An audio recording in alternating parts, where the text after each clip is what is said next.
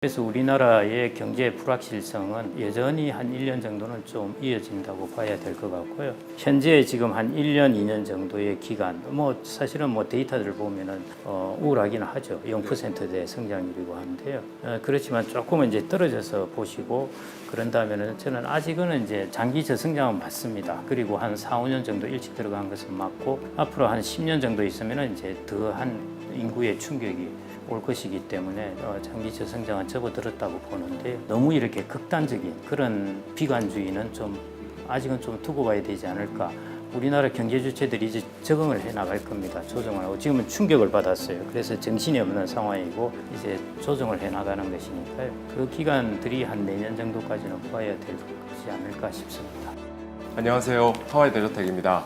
네, 경기가 어렵다. 네, 요즘 이런 얘기 정말 많이 듣습니다. 그런데 과연 우리가 경기가 좋다, 먹고 살기 너무 좋다 이런 말을 편하게 했던 시절이 있었을까 생각해 보면 또 그렇지도 않습니다. 그리고 아무리 경기가 어렵다 해도 사실 잘 먹고 잘 사는 사람은 언제나 있어 왔고요. 결국 중요한 건 경제 상황이 아니라 위기를 어떻게 바라보고 어떤 준비를 하느냐, 어떻게 대응할 것이냐 일 텐데요. 그래서 오늘은요, 지난해에도 저희 구독자님들께 엄청난 인사이트를 주셨던 손님을 다시 한번 이렇게 어렵게 모셨습니다. 미래에셋 자산운용의 김경록 고문님 나와주셨습니다. 반갑습니다, 고문님. 안녕하세요. 네. 반갑습니다. 안녕하세요. 하와이 대저택 구독자 여러분, 다시 만나 뵙게 되어 반갑고요. 이렇게 초청을 다시 해주셔서 감사드립니다. 우리나라 경제 이제 저성장, 이제는 이제 고차가 되었다. 이제는 피할 수 없는 필연처럼 언급이 되기도 하는데요. 고문님께서는 지금 이제 한국의 경제 성장에 발목을 잡고 있는 가장 큰 구조적이고 본질적인 요인이 어떤 것이라고? 질문도 정말 본질적이라서 어려운데요. 이제 거시경제나 이런 걸 볼 때 조금 그때 지금 나한테 피부로 와닿는 것보다는요 조금 이제 떨어져서 봐야 보일 때가 있습니다. 지금이 이제 좀 그런 때이기도 한 것 같고요. 많은 사람들이 이제 장기 저성장 그리고 내수가 어렵고 하니까 피부에 바로 와닿으니까 경제가 큰일 나는 거 아니냐 이런 이야기들을 많이 하십니다. 물론 이제 그런 부분도 있죠. 우리나라 올해 성장률도 한 0.8 이 정도 보는데 작년에 비해서 거의 반토막보다 더 이제 떨어지게 됐는데요. 미국도 마찬가지 이제 성장률 반토막입니다. 그래서 이제 여러 나라와 좀 비교해보고 우리나라의 또 상황을 비교해보고 조금 떨어져서 그렇게 해야 조금 바로 판단할 수가 있을 것 같은데요. 저도 가끔씩 여기에 매몰될 때가 있습니다. 막 주위에서 다니면서 이야기를 듣다 보면은. 저도 이게 사람의 단점인데요. 그래서 이제 이거 갑자기 큰일 났다 이런 생각이 들 때는 이제 한 번씩 데이터를 좀 길게 이제 쭉 살펴보면서 어떻게 흘러가고 있는가 보는데요. 우리나라가 저성장 혹은 장기적인 저성장이죠.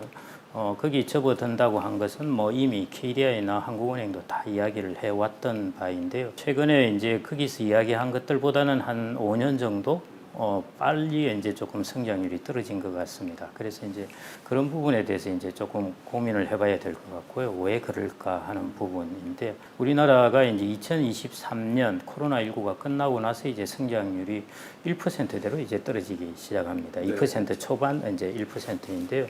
그래서 최근에 이제 올해 성장률하고 다 감안해서 한 3년 정도 평균 내더라도 한 1.5% 전후 이렇게 이제 되게 됩니다. 올해 이제 0.8인데 작년하고 합치면은 또 이것도 평균 1.4 정도 됩니다. 그래 한 해만 이제 보시지 말고요.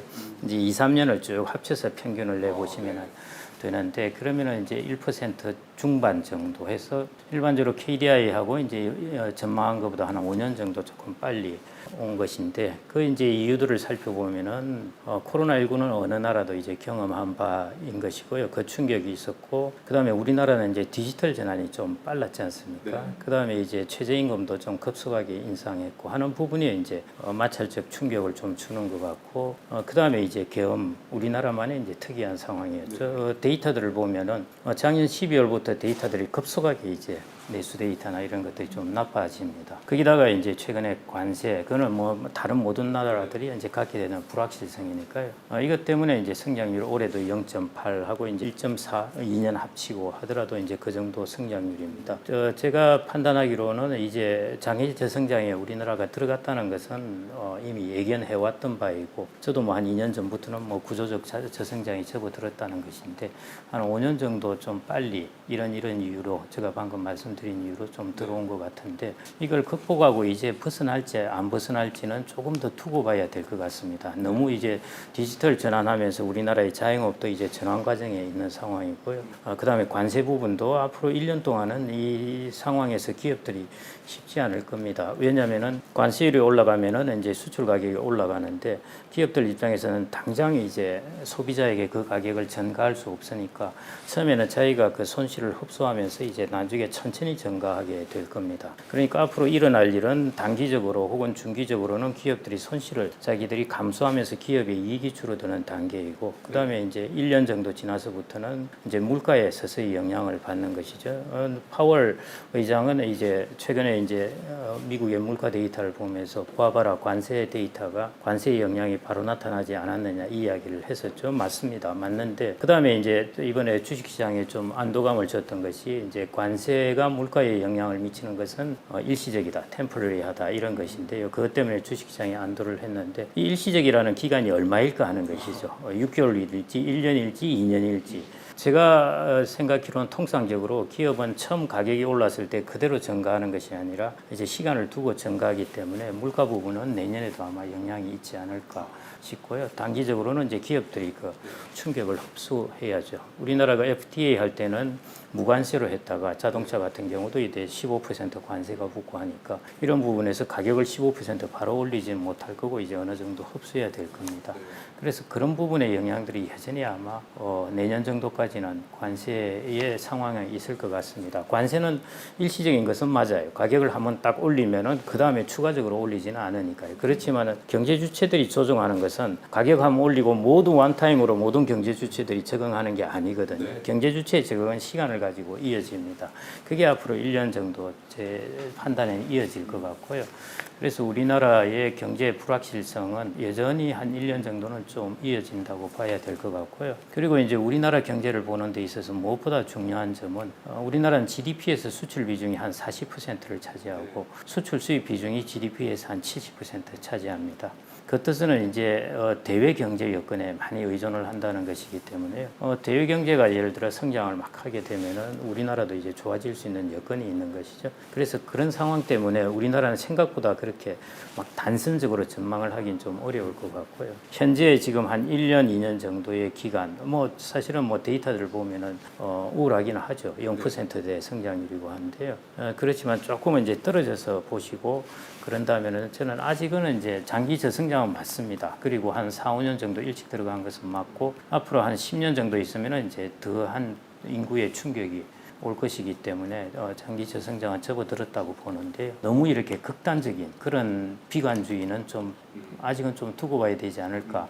우리나라 경제 주체들이 이제 적응을 해 나갈 겁니다. 조정을 하고 지금은 충격을 받았어요. 그래서 정신이 없는 상황이고 이제 조정을 해 나가는 것이니까요. 그 기간들이 한 내년 정도까지는 보아야 되지 않을까 싶습니다. 2025년 이제 3분기 그리고 4분기가 남아 있는데요.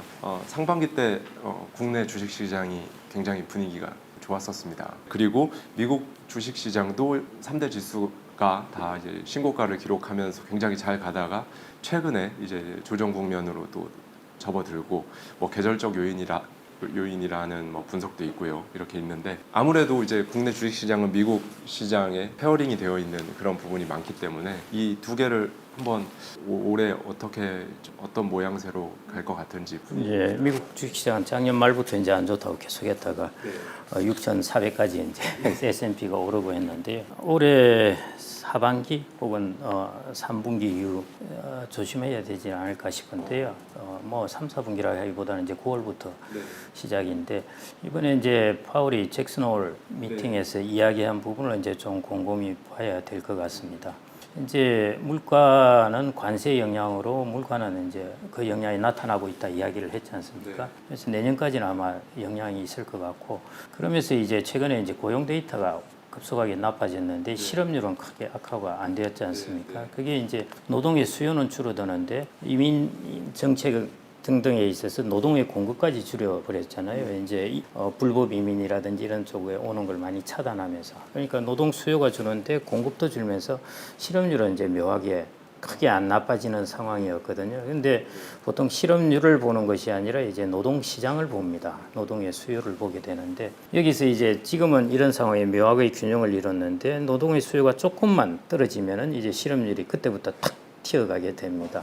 그래서 이걸 저는 이제 파월이 걱정을 하고 있다고 보고 있습니다. 노동시장이 지금은 실업률이나 이 부분, 실업률은 어차피 사람들은 후행지표라고 생각을 하거든요. 경기 후행지표인데 현재 페드가 금리 정책을 하려면 선행적으로 봐야 되니까요. 그런 측면에서 이제 그 조금 불안정한 부분이 있다는 것이죠. 조금 더 경기가 안 좋아지고 지금 이제 금리가 계속 높은 수준이기 때문에 우리는 모르지만은 2022년에 금리를 막 인상할 때 이자 큰일 났다. 뭐 7% 모기지 금리가 7에서 8% 가는데 큰일 났다 했지만은 정작 그 금리에 적용을 받는 사람들은 별로 없었습니다. 그런데 자꾸 이게 이제 리펀딩을 하고 새로 가입하는 사람들이 있으면서 이게 이제 이 적용을 받는 사람들이 거의 3분의 1 정도 이상으로 증가하고 계속 높아지고 있거든요. 그런 게 이제 소비입니다. 그래서 결국에 이제 실업률이 아니라 고용 시장에 영향을 주는 것은 소비.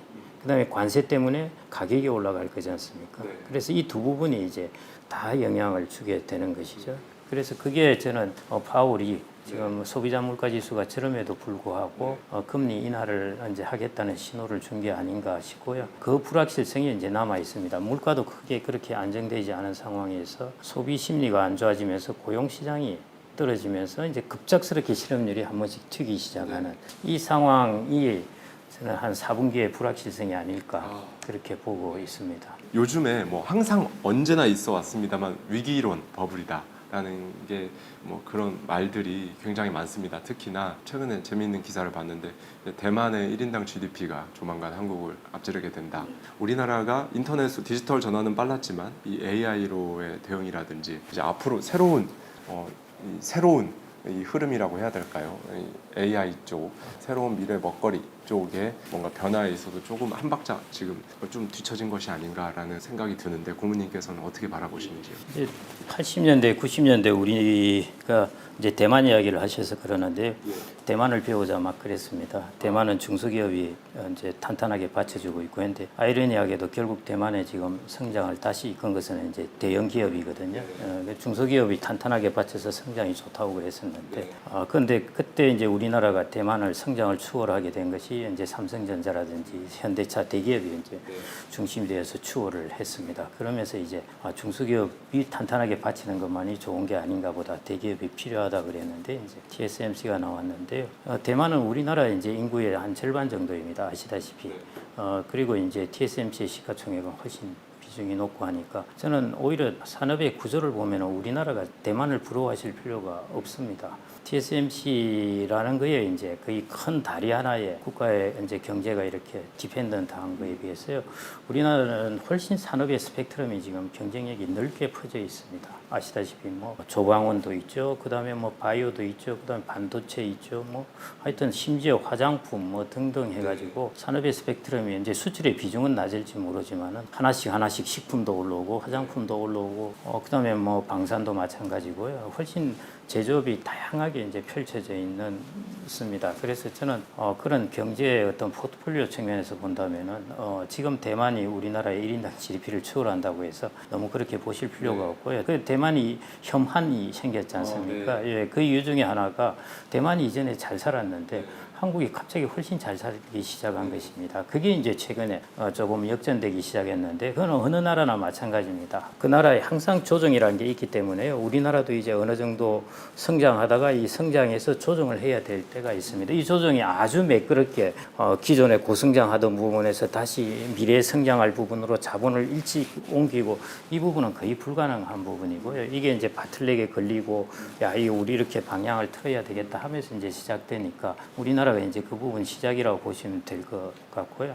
대만에 비해서는 우리나라의 산업 스펙트럼이 이제 훨씬 좋다고 좀 그렇게 생각하고 계시면 될 것 같고요. 그다음에 이제 말씀하시는 이제 AI 전환입니다. 그 부분은 우리나라가 약하죠. 사실은 약한 것이고요. 뭐 대만은 그렇다고 AI가 강한 것이 아니라 AI 관련된 이제 부품이 강한 따름이고요. AI가 강한 워낙 투자를 많이 해야 되기 때문에 경제 규모가 무시 큰 나라가 아니면은 이게 경쟁력을 갖기가 쉽지가 않습니다. 그래서 이제 사실은 AI의 강대국이라면 아시다시피 미국하고 중국 이 정도 그만한 경제 규모를 가지니까 이제 대규모 투자가 가능한 것이죠. AI 이 부분에서 우리나라가 뒤처진 것은 확실합니다. 우리나라의 가장 이제 지금 문제점 중에 하나는 한때 우리나라가 한 10년 정도, 특히 이제 5년 정도부터 한 10년 전부터 시작했죠. 쿠팡이라든지 등등해서 벤처 업체들이 한참 부음을 일으켰지 않습니까? 그게 최근 3, 4년 동안 없었습니다. 코로나19의 탓이기도 했지만은 정부의 정책 방향 때문이기도 했습니다. 그래서 이 부분이 이제 우리나라가 그동안 한 2, 3년을 실기한 시간입니다. 빨리 따라잡아야죠. 대신에 이제 기업들이 지금 자본 축적해 놓은 것이 아직은 많으니까 이제 뭐 내가 투자할 돈이 없어서 이런 것은 아니니까요. 좀 늦었지만 이제 따라잡아야 되고요. 그래서 우리나라에서 앞으로 이제 해야 될 부분이 결국 여전히 이제 벤처라든지 새로운 기술 기업 이 부분을 이제 키워내는 것 이게 앞으로 적극적으로 필요할 것 같습니다. 그래서 일본의 잃어버린 30년과 많이들 비교를 하긴 합니다. 고모님께서 보시기에 한국이 일본과 구별되는 가장 핵심적인 요인은 뭐라고 이렇게 보시는지요? 예, 가장 핵심적인 것은 이제 경제가 뭘로 성장을 하느냐 하는 것입니다. 일본 같은 경우에는 인구가 뭐 1억 2천, 1억 2,500 뭐 이 정도 되지 않습니까? 그러니 기본적으로 내수입니다. 중국도 당연히 앞으로 내수로 가야죠. 그런데 우리나라는 아직 5천만 명 정도의 인구로서 이제 수출 쪽에 이제 상당히 디펜던트합니다. 예를 들어 이제 일본이 수출과 수입이 이제 GDP에서 차지하는 비중을 장기 저성장에 들어갈 1990년대를 하면은 그게 20% 정도입니다. 그 당시에 일본은 수출과 수입의 비중이 전체 자기가 GDP 생산하는 거에 20% 비중이었어요. 우리나라가 지금 70에서 75%입니다. 경제 구조가 완전히 다르다는 것이죠. 그러니까 일본은 뭐냐 하면은 자기들의 내수가 성장을 해주지 않으면은 경제가 성장하기 어려운 구조를 그때 가지고 있었고요. 우리나라는 내수가 아니라 해외 여건이 어떻게 되냐에 따라서 많은 영향을 준다는 것입니다. 대만을 보시면 아시겠지만은 대만도 잃어버린 20년 그랬습니다. 90년대 버블이 꺼지면서 상당히 20년 이상 어려웠었어요. 근데 최근에 이제 TSMC 하나 저기 이제 수출 저쪽에 하면서 성장률이 확 올라가 버리잖아요. 4.5%뭐 이렇게 되는 것이니까요. 그거는 대만의 인구가 우리나라 절반 정도밖에 안 되는 데 비해서 수출 비중이 높으니까 그런 일이 일어나는 것이거든요. 그게 우리나라하고 일본하고의 차이점입니다.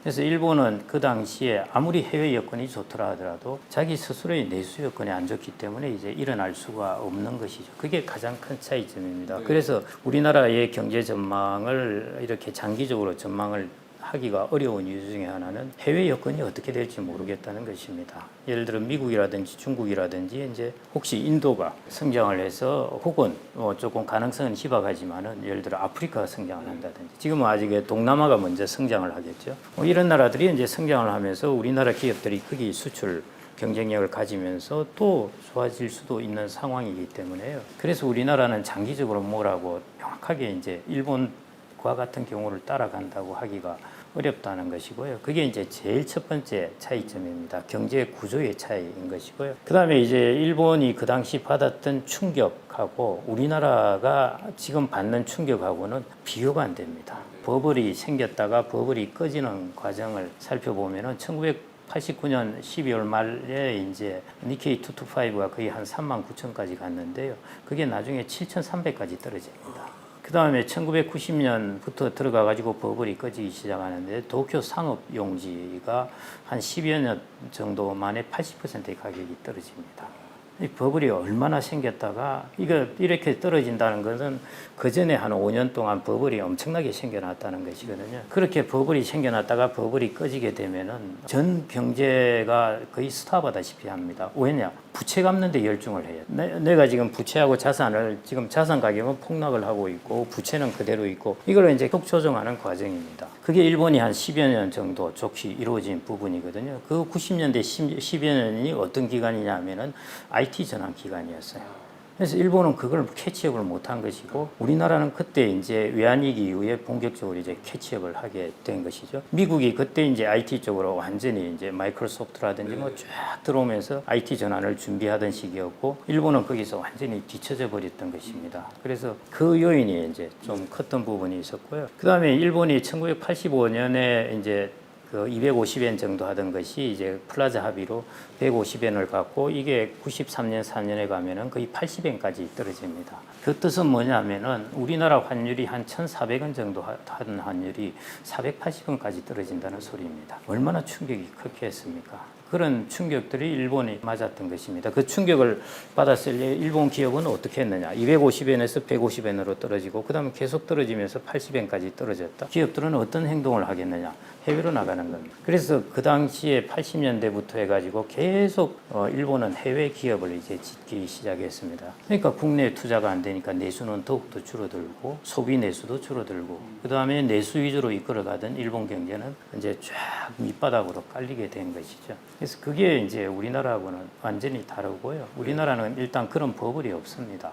부동산 버블이라고 하지만은 그거하고는 비교가 안 될 정도이고요. 그다음 환율도 우리나라 1,400원 하던 것이 1,000원, 500원 이렇게 떨어지겠습니까? 그것도 이제 이루어질 수 없는 부분이기 때문에 그다음에 경제 구조도 다르고. 그냥 우리는 서구 사회가 가는 그런 저성장의 길을 간다고 보시면 되겠습니다. 서구 사회가 1에서 2% 정도의 저성장의 길을 가게 되는데요. 우리나라는 인구 구조가 서구 사회보다 더 고령화되고 고령자에 비해서 생산 인구의 비중이 더 적어지니까 이런 것들의 영향으로 우리나라는 이제 1%대 0%대로 들어간다는 것입니다. 그래서 OECD 국가들보다 우리나라가 이제 더 성장률이 낮아지는 단계. 그게 일본과 같은 요인 때문이라기보다는요. 우리나라의 인구의 요인이 가장 크다고 보시면 되겠습니다. 임금 정책 관련해서 우리나라도 일본과 같이 임금 정체로 갈 가능성이 있다고 보시는지 아니면 또 일본과는 다른 길을 뭐 여러 가지 경제 규모부터 시작해서 구조 모든 것들이 다 이렇게 일본과는 상이하기 때문에 다른 길을 걸어갈지 고문님께서는 어떻게 보시는지? 예, 일본의 이제 임금은 저희들도 이제 이미 많이 경험했던 바인데요. 그 당시 저희들이 직장 들어갈 때 일본의 신입사원은 우리 한국 신입사원의 월급 하여튼 연봉의 3배라고 그랬습니다. 그런데 이제 지금 우리나라가 조금 더 높게 된 상황이니까요. 일본의 잃어버린 30년, 어느 나라나 저도 이제 서구 사회도 저성장이 접어들게 되니까요. 일본의 잃어버린 30년, 일본을 닮아간 다음에 이런 걸 생각을 하셔야 돼요. 서구 사회는 저성장을 했지만 0% 성장은 안 했습니다. 근데 일본은 거의 30년 동안에 거의 0% 가까운 성장이었기 때문에 잃어버린 30년이니까요. 일본을 닮아간다고 하면 어마어마하게 큰 그런 데미지인 것이고요. 그다음에 일본은 이제 물가도 오르고 성장률도 있었는데 그래서 실질 성장률이 제로라는 것이 아니라 명목 성장률 자체가 제로에 가까웠어요. 물가가 안 올랐다는 뜻이죠. 그래서 최근에 이제 일본의 물가 상승률이 3%, 4%씩 오르고 하니까 실질 임금이 그대로라도 임금 상승률은 올라가야 됩니다. 네, 그런 부분에서 이제 일본이 물가가 오르면은 임금 상승률도 오를 거고 사람들은 실질 임금도 생각하지만은 자기가 명목적으로 임금이 오르면 뭔가 기분이 좋아지고 이런 것이죠. 직장에 별다른 변화가 없었는데 직급만 올려줘도 기분이 좋아지듯이 사람은 이제 그런 게 있다는 것이죠. 그래서 그런 것들이 이제 경제를 좀 활성화시켜 줄 거라고 이제 기대하고 있는데 이제 일본은 이제 조금씩 이제 임금 물가 상승 때문에 기본적으로 이제 움직인다고 보시면 될 것 같고요. 그다음에 이제 우리나라 같은 경우는 저는 예를 들어 고도 성장 시기에는 경제 성장률보다 임금 상승률이 높았어요. 우리나라가 80년대 같은 경우는 임금을 꽉 눌러놨다가 이제 86년 3조 호황 그리고 80년대 후반 90년대 초에 가면은 뭐 한 해 임금 상승률이 20몇 %씩 이렇습니다. 경제 성장이 이제 억눌려 왔던 것이 완전히 폭발한 것이죠. 지금 일본처럼 그럴 수도 있을 것 같은데요. 그래서 그때는 임금 상승률이 경제 성장률보다 훨씬 높았어요. 근데 이제 저성장 시기에 접어들게 되면은 최근에도 이제 임금 상승률보다는 상승률이 경제 성장률보다 조금 낮게 돼 있습니다. 평균적으로는. 앞으로도 아마 그런 상황이 일어날 것 같고요. 그러면 기본적으로 우리나라 성장률이 1%대라고 그러면은 실질적인 임금 상승률은 대충 그 수준이거나 그 수준 이하이거나 이렇게 머무른다고 보시면 될 것 같고요. 그것은 평균입니다. 그런데 우리나라에서 제가 우리나라 경제 구조의 특징은 아까 수출의 비중이 GDP의 40%나 차지한다고 그랬지 않습니까? 그런데 수출 기업들은 해외 물건을 얼마나 잘 파느냐가 자기의 임금을 결정하게 됩니다. 그래서 우리나라는 임금의 양극화가 지금까지도 일어났지만요. 수출 기업과 내수 업종 간의 양극화들이 일어났지만은 앞으로도 그 양극화가 이제 가장 일어날 특징적인 현상이라고 볼 수 있겠습니다. 이 주식 중에 70%가 해외 주식입니다. 30%가 국내 주식이고요. 앞으로 해외 주식의 비중을 더 늘릴 예정입니다. 그래서 국민연금의 자산 배분을 대충 보시고 국민연금이 종목 갖고 있는 것도 쭉 다 이제 공개 다 해놨거든요. 예, 그런 거 이제 쭉 보시면은. 지금까지 좀 거시적으로 봤었다면 이제 개인 차원에서요, 고모님. 장기 저성장이라는 상황에서 이제 현실적으로 은퇴하는 연령대 베이비 부머 세대들이 이제 은퇴를 하면서 은퇴와 연금 자연스럽게 관심도가 높아졌습니다. 이거 어떤 방식으로 해야 좀 노후에 그래도 좀 괜찮을까요? 예. 젊은 층, 뭐 30대, 40대 이내 이전까지 50대 이후는 또 조금 달라지고 그러니까요. 제일 첫 번째 이제 20대, 30대 같은 경우는 이제 생업이 한국의 경제하고 링크돼 있지 않습니까? 네. 뭐 그걸 벗어나기 어렵죠, 사실은. 그럼 뭐 그래서 장기 경제 환경의 변화하면은 내가 그걸 이제 그 물결 속에 휩쓸릴 수밖에 없습니다. 거시경제의 변화라는 것은 큰 바다의 파도 같기 때문에요. 내가 거기서 작은 배가 아무리 해봐야 이제 어느 정도 그 흐름을 따를 수밖에 없습니다. 그래서 그 부분은 이제 할 수 없는 부분인데 거기서 이제 내가 어떤 이제 직종을 가질까 하는 것은 다른 문제이고요. 이제 여러분들이 소득을 가지고 이제 저축을 하게 되는데 이 저축한 돈을 어디에 두어야 할까가 이제 제일 중요한 고민이어야 될 것 같고요. 네. 저는 간단하게 말씀드린다면은 나의 생업이 우리나라 경제하고 링크가 되어 있는데 나의 자산은 우리나라 경제하고 좀 독립적인 곳에 갖다 놓는 것이 포트폴리오상 좋다는 것입니다. 그렇게 좀 갖다 놓으시면 좋을 것 같고요. 그 다음에는 이제 연령대가 30대 이런 분들은 여하튼 투자 자산이 좋습니다. 연령대 30대인 분들은 앞으로 20년, 30년 내가 계속 그 투자 자산을 갖는다 생각하시고요. 연금은 매일매일 보는 것도 아니니까 그냥 적립된 대로 넣어놓고 계시면 돼요. 예, 그렇게 하시고 그 다음에 내 자산을 조금 더 우리나라 경제하고는 인디펜던트 돼 있는 곳에 둔다는 것인데요. 물론 국민연금이 이제 해외 자산에 투자하는 것은 꼭 그런 이유 때문만은 아니고 우리나라 자본시장에 비해서 국민연금의 적립금이 너무 많으니까 우리나라 자본시장을 막 흔들 것 같으니까 이제 해외로 나가는 이유도 있습니다. 그렇긴 하지만은 지금 국민연금의 이제 자산 배분을 곰곰이 한번 보십시오. 그러면 이제 국민연금이 자산 주식을 한 50% 대략 갖고 있습니다. 그 다음에 대체 투자를 한 15% 갖고 있어요. 대체 투자는 이제 부동산하고 프라이빗 에퀴티라고 이제 PE라는 것 하는 부분인데 부동산이 이제 많습니다. 그러면은 한 65%를 투자 자산으로 갖고 있고요. 35%를 채권을 갖고 있습니다. 그다음에 여기에서 이제 주식 자산만 한 뜯어내서 보면은 50% 주식을 갖고 있는데 이 주식 중에 70%가 해외 주식입니다. 30%가 국내 주식이고요. 앞으로 해외 주식의 비중을 더 늘릴 예정입니다. 그래서 국민연금의 자산 배분을 대충 보시고 국민연금이 종목 갖고 있는 것도 쭉 다 이제 공개 다 해놨거든요. 예, 그런 거 이제 쭉 보시면은 어떤 쪽에 투자를 하고 있는지 하는 것들을 좀 참조해 보실 수 있을 겁니다. 아, 네. 방금 이제 미국 주식 말씀해 주셨는데 여기에서 또 많은 분들이 이제 두 부류로 좀 나뉩니다. 이제 ETF, 인덱스 펀드에 투자를 하시는 분들이 있고 그다음에 종목들에 투자를 하시는 분들이 있는데요. 미국 주식의 종목 투자도 너무 일상화돼서 사실 거의 뭐 엔비디아라든지 마이크로소프트, 애플 뭐 이런 기업들은 뭐 테슬라도 그렇고요. 거의 뭐 국내 주식 얘기하는 건가 싶을 정도로 이제 자연스럽게 얘기를 하고 ETF와 종목 투자할 때 고모님께서는 이 둘 중에 하나를 고민하는 분들이 있다. 전략이나 이런 거 없이 애매하게 하고 있는 사람들이 많을 거예요. 예, 한번 어떤 말씀을 해주시고. 하여튼 우리나라 사람들이 특이하고 대단한데 그러니까 앨런 머스크도 이제 한국 사람들이 너무 자기는 정말 좋은 거죠. 네. 자기를 그렇게 자기의 비전을 이렇게 믿어주니까 네. 그 테슬라 가격 떨어지면 와서 한국 사람들 사고 우주에 대한 비전, 뭐 특히 전기차, 뭐 자율주행 여기에 대해서 테슬라를 믿어주니까 그래서 이번에도 삼성전자에서 그 반도체를 살려고 하지 않았나. 뭐 한국 사람들이 스마트하다고 이야기도 하고 좀 그렇게 왔으니까요. 그리고 또 뭐 듣기로는 강남의 사모님들 다 팔란티아 주식 다 들고 있다. 뭐 이러니까요. 대단하죠. 사실은 그 팔란티아 같은 그 큰 비전이거든요. 어마어마하게 큰 비전을 팔란티아가 갖고 있습니다. 거기에 이제 투자한 셈이니까요. 하여튼 좀 특이해요. 우리나라 사람들은 그런 면에서. 그래서 저는 이제 말씀드리고 싶은 게 자산을 이제 운용할 때 이제 핵심적인 개념 중에 하나가 코어 앤 세이틀라이트. 이제 핵심과 위성.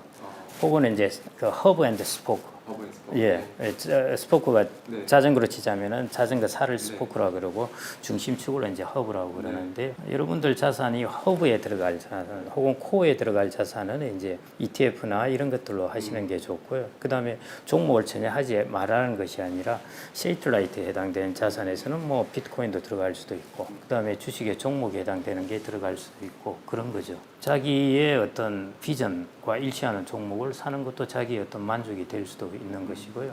그래서 그런 것은 뭐 예를 들어 뭐 S&P 500이 아무리 올랐다 그러더라도 최근에 한 2년 반 정도 이 정도 보면은 이게 엔비디아가 한 600% 넘어 올랐거든요. 예. 그러니까 이제 종목의 매력이라는 것도 당연히 있습니다. 네. 그래서 저는 코어 앤 세이틀라이트로 해가지고 하셔야 되는 것이고요. 그거는 코어는 견고해야 돼요.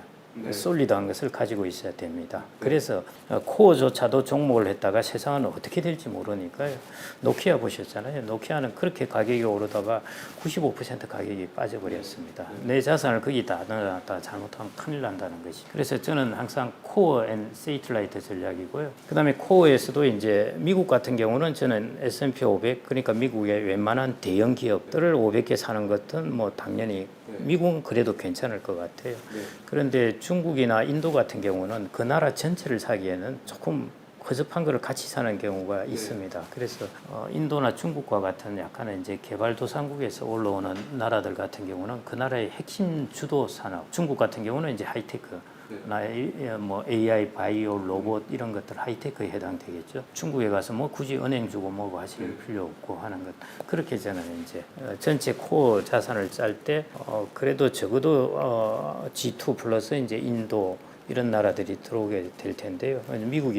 미국은 S&P 500, 중국과 인도 같은 경우는 이제 섹터 위주로 코어를 좀 짜놓으시고 그렇게 해놓고 그냥 장기적으로 차곡차곡 이제 적립을 하시면 될 것 같고요. 그다음에 이제 종목도 젊은 연령층 뭐 나이 든 사람들도 종목하면은 정신 건강에 좋을 수가 있습니다. 예, 좋을 수가 있나요? 예, 그게 한 종목을 사놓게 되면은 이제 그 투자에 대한 학습, 경제에 대한 학습의 가장 좋은 방법은 그 주식을 한 주라도 사는 것입니다. 그렇게 되면은 제 주변에 이제 그 선배님들도 계시고 하는데 이걸 좀 사면서 경제의 흐름에 대해서 많이 공부를 하고 알게 됐고 세상이 재미가 있어지더라는 거죠. 세상이 이렇게 흘러가는구나 하는 걸 좀 볼 수 있다는 것입니다.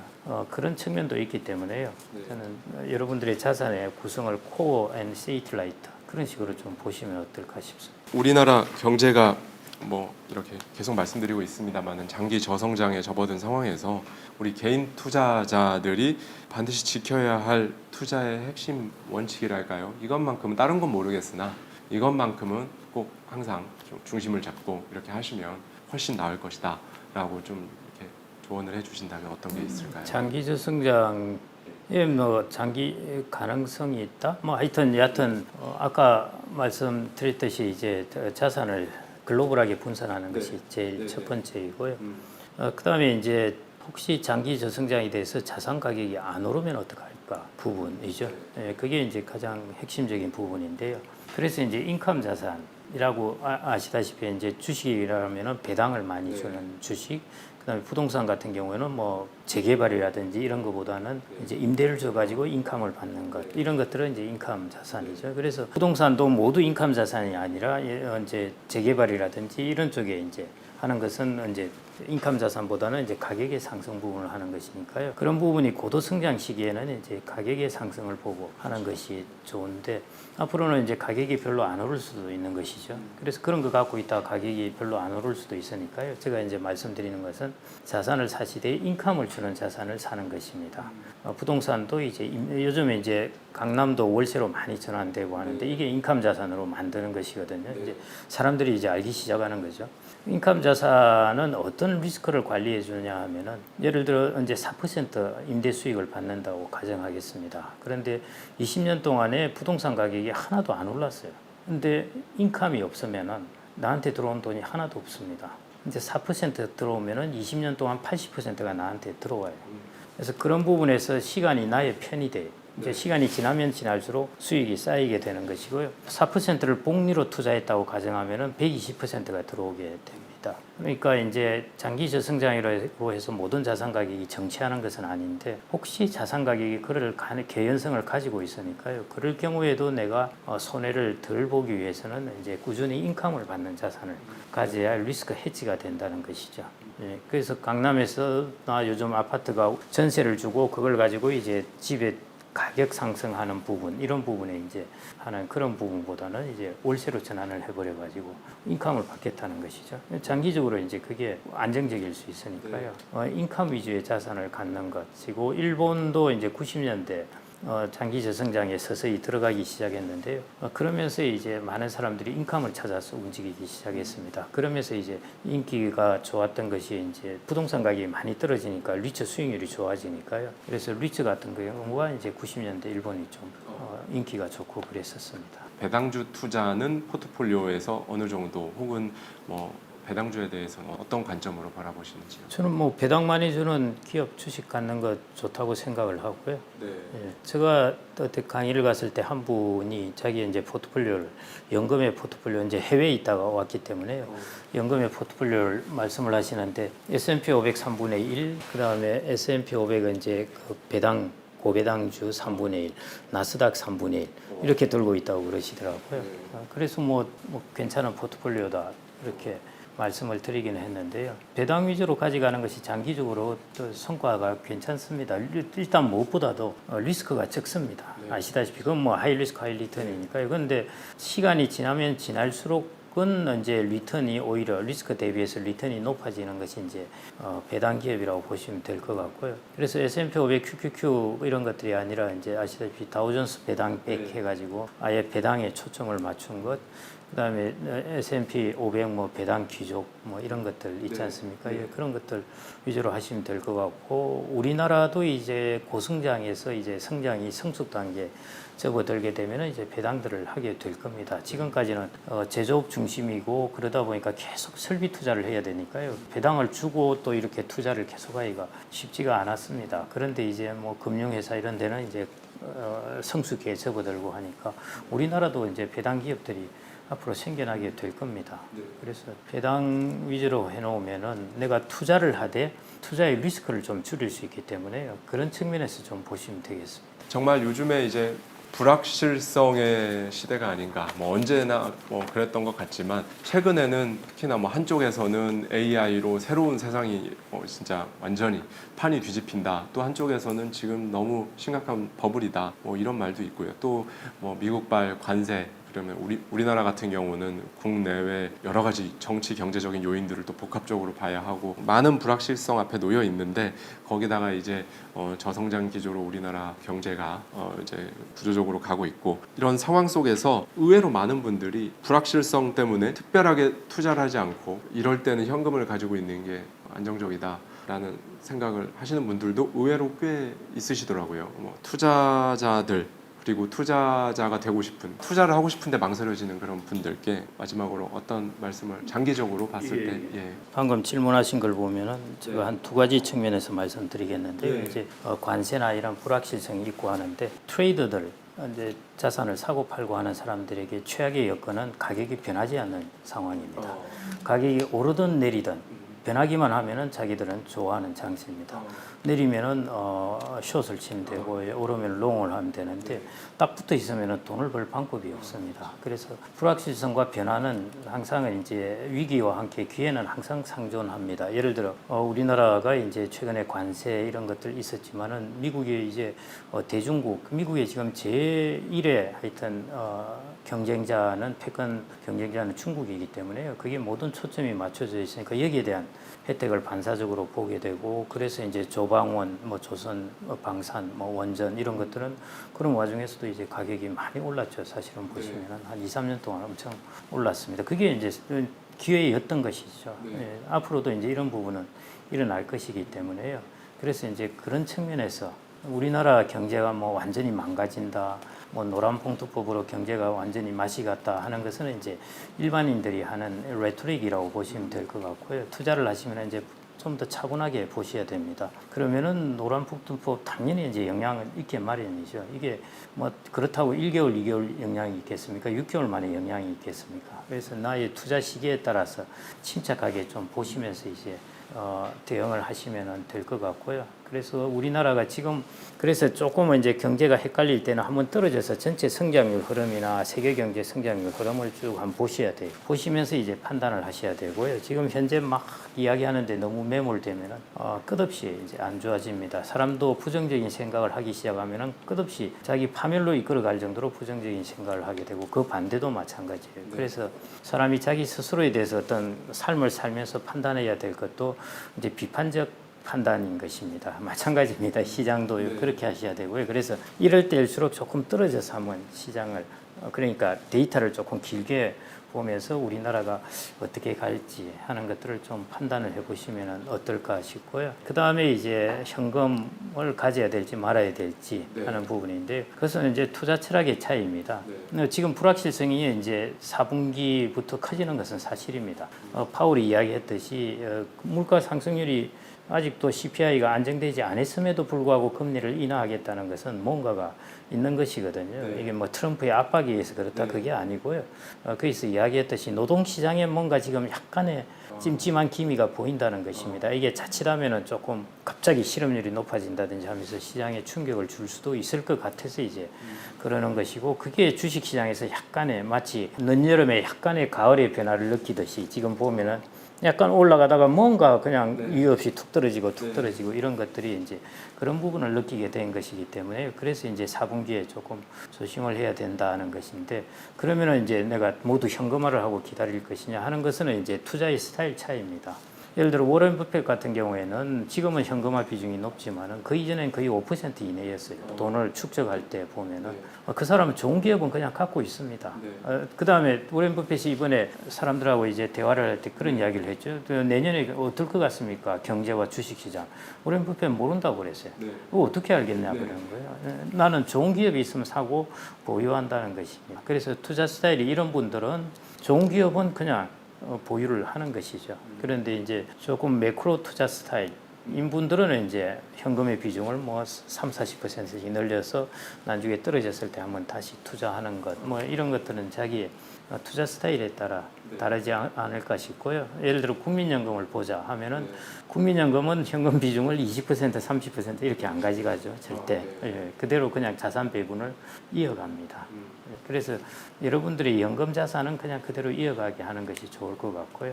내가 세이틀라이트에 해당되는 자산은 그런 자산은 조금 이제 시장의 불확실성이 좀 커졌다 생각할 때는 조금 조정하셔도 좋은데 생각을 하셔야 될 게 주식시장은 바보만 있는 게 아닙니다. 다 이런 생각을 하는 사람들이 모여서 만들어낸 가격인데요.